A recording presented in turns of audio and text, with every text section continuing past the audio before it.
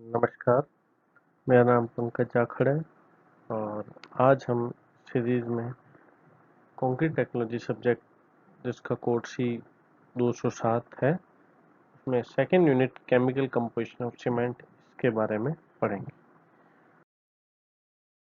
समझ जाते हैं कि ओपीसी या ऑर्डिनरी पोर्टलैंड सीमेंट होती है। इसमें इसको बनाने के लिए जो कच्चा पदार्थ होता है उसको हम पहले तोड़ते हैं, फिर महीन करते हैं, फिर एक निश्चित मात्रा में मिलाकर उसको गर्म करके बनाते हैं। ये ऑर्डिनरी पोर्टलैंड सीमेंट बनाने का तरीका है। अब आते हैं कि इसमें रॉ मटेरियल जो होता है, कच्चे पदार्थ का संयोजन क्या होता है। ये पहले भी देख चुके हैं, एक बार वापस देख रहे हैं। तो हमारे पास जो मटेरियल है उसमें जो सबसे मुख्य अंग है कच्चे पदार्थ में, रॉ मटेरियल कंपोजिशन है। रॉ मटेरियल में सबसे बड़ा होता है चूना या लाइम, ये कैल्शियम ऑक्साइड जिसमें होता है लाइम, ये 60 से 60 टू 67% होता है। दूसरा होता है सिलिका। सिलिका होता है SiO2 सिलिका, जो इसका 17 टू 25% कंपोजिशन होता है। एल्यूमिना जो तीसरा सबसे महत्वपूर्ण घटक है, जो 3 से 8% होता है। चौथा जो घटक है वो है आयरन ऑक्साइड Fe2O3, ये 0.5 से 6% के बीच होता है। ये चारों ये मुख्य घटक हैं। ठीक है, इसके लिए लाइम कैल्शियम ऑक्साइड लाइमस्टोन से, और सिलिका एल्यूमिना आयरन ऑक्साइड सामान्यतः क्ले या चिकनी मिट्टी से प्राप्त किया जाता है। इसके अलावा जो बाकी मटेरियल है, मैग्नीशियम ऑक्साइड और एल्कली, ये माइनर मटेरियल है और इनकी क्वांटिटी, इनका प्रतिशत 0.5 से 4 और 0.3 से 1.3% के बीच होता है। तो हम देख रहे हैं कि जो कच्चा पदार्थ है उसी के ये कच्चा पदार्थ है पिस कर गर्म होकर कुछ नए पदार्थ बनाएंगे, और फिर वो पदार्थ होगा, वो जब पानी के साथ रिएक्शन होगा तो और नया मटेरियल बनाएगा। तो इसमें 3 स्टेज है हमारे पास सीमेंट के। हम देख सकते हैं मटेरियल के कंपोजिशन के बेसिस पे उसके संयोजन की। पहला तो कच्चे पदार्थ का संयोजन, कच्चा पदार्थ यही होता है। अब जब सीमेंट होती है, पोर्टलैंड सीमेंट जो होती है, वो सामर्थ्य प्राप्त करने के लिए क्या होता है, उसको स्ट्रेंथ गेन करने के लिए सीमेंट हम देखते हैं कि कट्टों में पड़ी सीमेंट तो स्ट्रेंथ अपने आप गेन नहीं करती, उसमें कुछ ना कुछ रासायनिक अभिक्रिया हमें करवानी होती है। उसके लिए जो अभिक्रिया चालू होती है वो पानी से होती है। तो हम देखते हैं कि जब सीमेंट में पानी मिलाते हैं तब ये रासायनिक अभिक्रिया चालू होती है, और इसको हाइड्रेशन या जल योजन बोलते हैं। मतलब the process of adding water to cement, and with this starts the chemical reaction between cement particle and water, and this is known as hydration, जल योजन बोलते हैं। अगर ये पानी नहीं जाएगा तो यह अभिक्रिया नहीं होगी, ये केमिकल रिएक्शन नहीं होगा, और ये केमिकल रिएक्शन नहीं होगा तो ये ठोस नहीं पचेगी, स्ट्रेंथ गेन नहीं करेगी। ठीक है, तो ये एक बहुत इंपॉर्टेंट है। केमिकल रिएक्शन स्टार्ट करवाने के लिए इंपॉर्टेंट कंपोनेंट या महत्वपूर्ण घटक है वो है जल। अब ये हाइड्रेशन जो प्रक्रिया है, जल योजन जो प्रक्रिया है, जो केमिकल रिएक्शन, ये एक्सोथर्मिक है। एक्सोथर्मिक है मतलब क्या है, इस प्रक्रिया के दौरान ऊर्जा या ऊष्मा बाहर निकलती है। ठीक है, इसलिए काफी कई तरह के रिएक्शन एंडोथर्मिक होते हैं, कई तरह के न्यूट्रल होते हैं एनर्जी पॉइंट से। ये एक्सोथर्मिक है। इसलिए हम देखेंगे जब भी कंक्रीट या सीमेंट होती है उसमें पानी डालते हैं तो उसमें आसपास का तापमान थोड़ा सा बढ़ जाता है। क्यों? क्योंकि उससे ऊष्मा बाहर निकल रही है। तो ये एक्सोथर्मिक प्रोसेस है। पानी डालते ही उसमें से निकलना ऊष्मा निकलनी चालू हो जाएगी। इसके बाद आता है हम क्लिंकर, जो रॉ मटेरियल है गर्म करने के बाद 1400 डिग्री सेल्सियस पे गर्म करते हैं। ये जो लाइमस्टोन सिलिका, ये इससे इसको गर्म करने के बाद जो क्लिंकर बनते हैं या जो सीमेंट जो हमारे पास है उसका कंपोजिशन ये होता है। इसमें सबसे पहले आता है try calcium aluminate C3A, try calcium aluminate जिसको बोल रहे हैं C3A। इसका कम परसेंटेज लगभग 10% के आसपास होता है, और इसका केमिकल फॉर्मूला CA3Al2O3, शॉर्ट में इसको C3A लिखते हैं। ठीक है, कैल्शियम ऑक्साइड। ठीक है, दूसरा आता है टेट्रा कैल्शियम एल्यूमिनोफेरेट, इसका पूरा केमिकल फॉर्मूला CA4Al2F2O10 होता है और इसको शॉर्ट में हम C4AF लिखते हैं। इसका कंपोजिशन या भार होता है वो लगभग 8% होता है। यह दोनों एक माइनर कंपोनेंट है, हम देखेंगे C3A C4 है।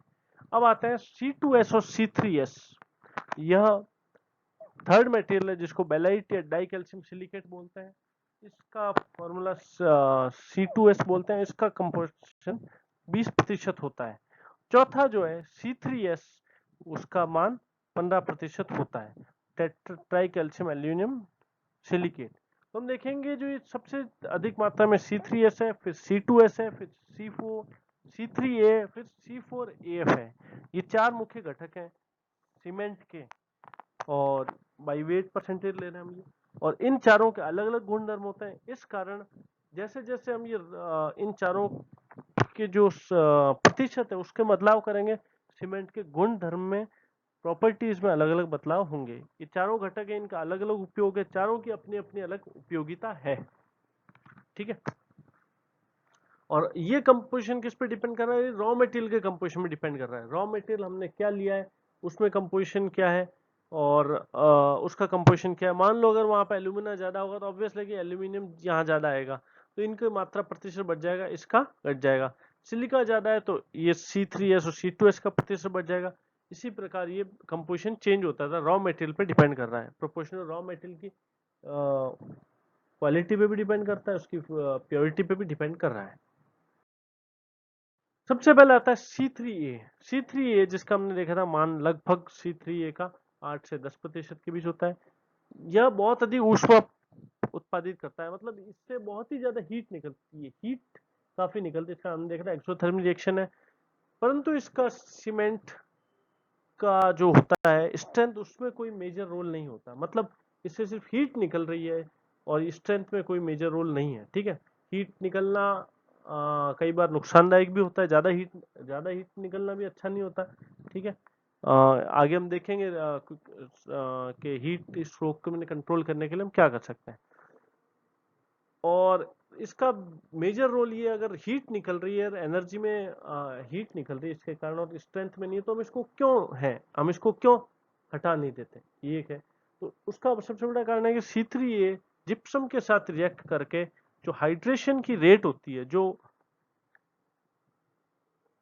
जल योजन, जो उसके सेट होने की, जल योजन मतलब केमिकल रिएक्शन की रेट है, वो कम कर देता है। अगर C3A नहीं होगा तो क्या होगा, जिप्सम काम नहीं करेगा और सीमेंट क्या होगी, एकदम पानी डालते ही सेट हो जाएगी। जो आज हम 60 मिनट में सेट हो रही है, ठोस हो रही है, प्रारंभिक जमाव काल है, वो विद इन फ्यू मिनट्स, मतलब 4-5 मिनट में ही सेट हो जाएगी। 4-5 मिनट में हम प्रयोग नहीं कर सकते, इसलिए C3A का होना बहुत जरूरी है। C3A का होना बहुत जरूरी है। भले ये स्ट्रेंथ में काम नहीं दे रहा, पर इसका दूसरा कार्य क्या है, जिप्सम के साथ मिलकर इनिशियल सेटिंग टाइम या ठोस होने को ये रोकता है। C3S, C3S भी नगण्य में आता है, काफी कम होता है। ठीक है, और यह नगण्य, सॉरी, C3S नगण्य नहीं होता। C3S लगभग 15% होता है, 55% के आसपास लगभग C3S होता है हमारे इसमें। तो इसकी वजह से क्या होता है कि हाइड्रेशन जल्दी होता है और ये प्रारंभिक जमाव के लिए जिम्मेदार है। मतलब प्रथम 7 दिन की स्ट्रेंथ है, इनिशियल जो 1 से लेकिन 7 दिन के अंदर स्ट्रेंथ है, वो C3S के कारण आ रही है। मतलब अगर C3S का प्रतिशत ज्यादा हुआ, जिसकी सामान्य प्रतिशत कितना थे, 55%, तो 55% है अगर इसकी मात्रा, लगभग 55% है हमारा। तो अगर हम इसको बढ़ा देंगे तो क्या होगा, अर्ली स्ट्रेंथ ज्यादा आएगी, और इसको घटा देंगे तो अर्ली स्ट्रेंथ कम हो जाएगी। तो अर्ली स्ट्रेंथ होता है, प्रारंभिक सामर्थ्य होता है, उसके लिए C3S जिम्मेदार है। C2S होता है, C2S का मान लगभग 20% होता है। तो C3S प्रारंभिक सामर्थ्य के लिए जिम्मेदार होता है, C2S क्या होता है, बाद के जो सामर्थ्य होता है उसके लिए जिम्मेदार होता है। मतलब इसमें क्या होता है, यह जल योजन और ठोसता को, इसमें जल योजन और ठोसता धीरे धीरे होती है। मतलब एनर्जी का जो हाइड्रेशन है, जो केमिकल रिएक्शन है, वो धीरे धीरे होगा। तो जैसे धीरे धीरे केमिकल रिएक्शन हो, वैसे वैसे क्या होगी, ऊष्मा निकलेगी, उसी से धीरे धीरे वो स्ट्रेंथ गेन करेगा। तो अगर C2H का मान लगभग हमारा कितना था, हमने देखा था कितना था, इसका C2H का मान लगभग 20% के आसपास था। तो अगर ये 20% अगर हम इसमें कम कर देंगे तो और C3H बढ़ जाएगा, क्योंकि C3H और C2H मिला के लगभग 80% के आसपास होता है। तो अगर यह इसका C2H का मान बढ़ जाएगा तो सीमेंट धीरे धीरे स्ट्रेंथ गेन करेगी और हीट ऑफ हाइड्रेशन धीरे धीरे निकलेगी। और C3H का मान अगर बढ़ जाएगा, C2H का घट जाएगा तो सीमेंट जल्दी जल्दी सामर्थ्य प्राप्त करेगी और यह बाद का समय उसमें पहले 7 दिन में अधिक सामर्थ्य प्राप्त करेगी, बाद के 7 दिन उसमें कम सामर्थ्य प्राप्त करेगी। ठीक है, तो C3H और C2H एक है, दोनों है, उनका बहुत अपनी जगह उपयोगी है। तो इन दोनों का एक महत्व समझना हमारे लिए काफी। C4AF, C4AF है, ये क्या करता है, इसका स्ट्रेंथ में कोई योगदान नहीं होता C3A की तरह, परंतु ये क्या करता है कि जो हमारा जो मटेरियल है इसका परसेंटेज भी काफी कम होता है, हमने देखा था। ये फ्लक्स एजेंट की तरह कार्य करता है, या प्रवाह एजेंट, फ्लक्स एजेंट मतलब ये जो जो क्लिंकर हम गर्म करते हैं, ठीक है, 14 डिग्री सेल्सियस पे, अगर ये नहीं हो तो वो क्या होता है, 1600 इसका मेल्टिंग टेम्परेचर है, जो रॉ मटेरियल है उसका मेल्टिंग टेम्परेचर है, उसको कम करने का कार्य करता है। तो जो 1600 डिग्री सेल्सियस पे काम हो रहा है वो 1200 डिग्री सेल्सियस पे इसके कारण होता है। ठीक है, तो इसके कारण क्या होता है, 400 डिग्री सेल्सियस कम हो गया तो हमारा क्या, हम 14 डिग्री सेल्सियस स्टिल लेते हैं पर एवरेज रखते हैं ताकि कोई भी पार्टिकल पीछे नहीं छूटे। इसके कारण हुआ क्या, हमारी हमारी बहुत सारी ऊर्जा बच गई, जो हमें 1400 से 1600 या 1800 ले जाना पड़ता, 400 डिग्री सेल्सियस गर्म कम करना पड़ा, तो हमारे बहुत सारा फ्यूल और उसकी परसेंटेज, फ्यूल कम कंज्यूम हुआ तो हमारे ओवरऑल कॉस्ट कम हो गई, इकोनॉमिक पड़ा। और ये नहीं होता तो हमारे लिए ज्यादा फ्यूल लगता, ज्यादा रॉ, चाहे कोयला हो चाहे तेल हो कोई भी हो, और हमारे रॉ मटेरियल की कॉस्ट ऑब्वियसली बढ़ जाती है। इसके अलावा पर्यावरण को भी ज्यादा नुकसान होता। ये इसका हाइड्रेशन जल्दी होता है परंतु स्ट्रेंथ में इसका कोई रोल नहीं होता। तो हमने चारों मटेरियल जो रॉ मटेरियल है उसका हमने देख लिया क्या। Thank you.